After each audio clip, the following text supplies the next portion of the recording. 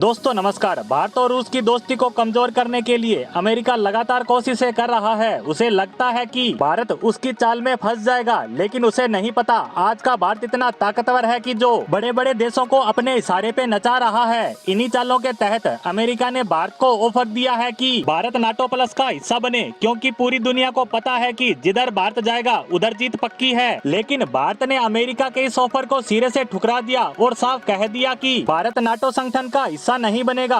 अब जैसे ही यह खबर पूरी दुनिया में फैली, रसिया में जश्न मनने लगा। दरअसल भारत ने साफ तौर पर स्पष्ट शब्दों में कह दिया है कि पश्चिमी देशों के नेतृत्व वाले उत्तरी अटलांटिक संधि संगठन यानी नाटो में शामिल होने का उसका कोई इरादा नहीं। खुद भारत के विदेश मंत्री एस जयशंकर ने कहा कि नाटो सैन्य संगठन भारत के लिए उपयुक्त नहीं, क्योंकि नाटो का खाका भारत पर लागू नहीं होता। वैसे भारत ने ये बयान जारी करके न सिर्फ अमेरिका बल्कि 31 देशों की नींद उड़ा डाली। आपको बता दें कि नाटो 31 देशों का सैन्य संगठन है, जिसमें 29 यूरोपियन देश व 2 उत्तरी अमेरिकी देश शामिल हैं। और देखा जाए तो ये एक इंटर गवर्नमेंटल सैन्य संगठन है, जिसका मुख्य टारगेट है राजनीतिक और सैन्य माध्यमों से अपने सदस्यों की स्वतंत्रता और सुरक्षा की गारंटी देना। अब देखा जाए तो भारत ने नाटो में शामिल होने से उस वक्त मना किया जब अमेरिकी कांग्रेस की एक शक्तिशाली कमेटी ने लगातार भारत को नाटो प्लस में शामिल करवाने की कोशिशें करवाई। अमेरिकी कांग्रेस की कमेटी ने कहा था कि एशिया से भारत को नाटो प्लस में शामिल करवाने की मजबूत कोशिश की जानी चाहिए। वहीं भारत के इस बयान के कुछ दिन पहले चीन ने भारत को आए इस ऑफर के बारे में अपने मुखपत्र ग्लोबल टाइम्स में बयान दिया था कि अमेरिका ने भारत के पीएम नरेंद्र मोदी की वाशिंगटन दौरे से पहले भारत को लुभाने के प्रयास तेज कर दिए हैं। भारत में अमेरिकी राजदूत ने हाल ही में नई दिल्ली को वाशिंगटन के सबसे करीबी सहयोगियों में से एक बताया था और कहा था कि भारत को यह तय करना चाहिए कि अमेरिका के नेतृत्व वाले नाटो सैन्य संगठन में शामिल होना है या नहीं। बता दे कि चीनी मीडिया ने इससे आगे ये भी लिखा था कि अगर भारत